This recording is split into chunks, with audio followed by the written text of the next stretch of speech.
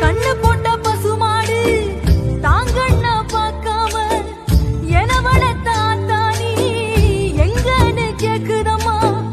ஊரில் உள்ள தெருநாயும் சோறு நீ போடுவன்னு நம்ம வீட்டு